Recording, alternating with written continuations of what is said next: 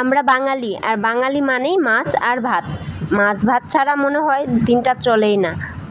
গরম গরম ভাতের সাথে যদি কাতলা মাছের পাতুরি হয়, তাও আবার মিষ্টি কুমড়ার পাতা দিয়ে কাতলা মাছের পাতুরি, তাহলে কেমন হয়? হ্যাঁ, আজকে আমি দেখাবো কাতলা মাছের পাতুরি, কিন্তু একটু অন্যরকম ভাবে। আমি এখানে এক পিস কাতলা মাছের পেটি নিয়েছিলাম, তারপর এখানে রসুন, সরিষা আর কাঁচামরিচ, শুকনো মরিচ বেটে নিয়েছি। এরপর নিয়েছি একটু হলুদ, একটু লবণ, পরিমাণ মতনই লবণ দিয়েছি, আমি অল্প লবণই দিয়েছি যেহেতু একটা মাত্র মাছ।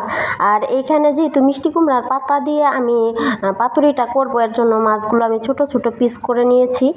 যদি কলা পাতায় মুড়ে করতাম তাহলে একটা পেটি আস্ত দিলেই সুন্দর হতো, কিন্তু এইভাবেও খেতেও কিন্তু অসম্ভব মজার হয়। আসলে আজকে আমার পরিবারের যারা যারা এই পাতুরিটা খেয়েছে তারা মানে 100-তে 100ই বলেছে। আর আমার ছেলে তো মানে এই এত প্রশংসা করছে এই পাতুরিটা, আমাকে বলতেছে মা কালকেও আমাকে এইভাবেই এটা রান্না করে দিবা, অসম্ভব মজা হয়েছে।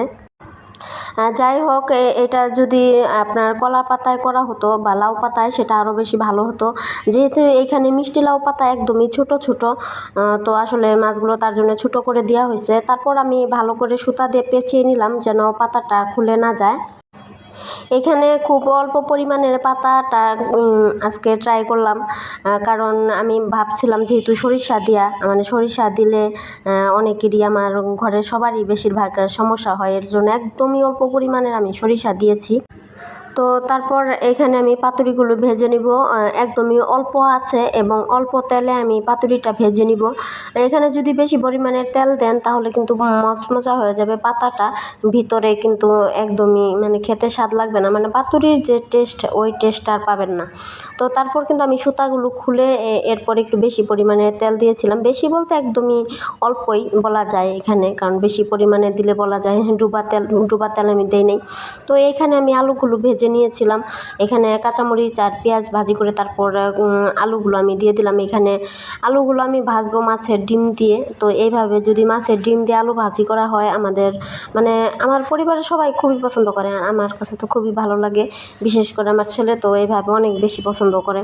তো আসলে আমি সবসময় চেষ্টা করি আমার হাজব্যান্ড বা আমার ছেলে বা দোকানের যে কর্মচারীরা থাকে তাদের জন্য, আসলে তাদের মন মতো রান্না করার জন্য। দেখা যায় আমি নিজের জন্য খুব কমই নিজের পছন্দ মতো রান্না করি।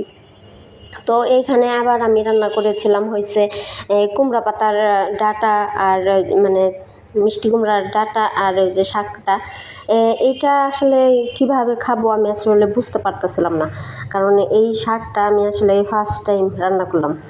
কারণ আমি খুবই ভয় পাই এই শাকটা দিয়ে, আমি কি রান্না করবো আমি ভাবতে পারি না। অনেকেই শুটকি রান্না করে, অনেকেই চচ্চড়ি করে, তো আমিও আসলে আজকে মাছের ডিম দিয়ে এভাবে চচ্চড়ি করলাম, কারণ আমি যখন আমার বাবার বাড়িতে ছিলাম তখন মা আমার এভাবে রান্না করেছিল, তাই ভাবলাম আমিও এইভাবে রান্না করি। তো এই তো ছিল আমার কাতলা মাছের পাতুরি, তারপর ছিল এখানে যে আলু আর মাছের ডিম ভাজি। তো এইখানে কিন্তু একদম সিম্পলভাবে আমি চচ্চড়িটা করব। আমি প্রথমে বেশি পরিমাণের পেঁয়াজ দিয়েছিলাম আজকে আমি চচ্চড়িতে। তো এই রান্নাতে একটু বেশি পেঁয়াজটা দিলে দেখা যায় ভালো লাগে, তো পেঁয়াজ দিয়েছিলাম।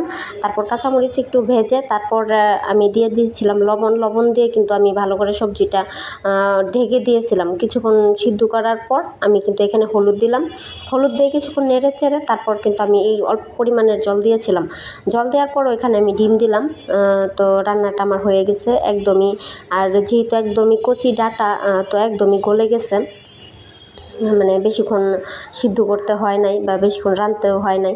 তো আপনাদেরই তো আমি পাতুরিটা দেখাচ্ছি, দেখেন মানে কি পরিমাণ মানে লোভনীয়, আর মাঝখানে দেখেন এত সুন্দর, আর কি পরিমাণ যে টেস্ট হয়েছিল। তো যাই হোক, এখানে আবার কিছু পটলের বড়াও করেছিলাম, ঘরে অনেকগুলো পটল ছিল, তো পটলগুলো নষ্ট হয়ে যাচ্ছে বলে পটলগুলো ভেজে নিলাম। যাই হোক, আমার ভিডিও যারা যারা দেখেন অবশ্যই পুরোটা দেখার চেষ্টা করবেন, আর সবসময় সুন্দর সুন্দর কমেন্ট আমাকে উপহার দেবেন।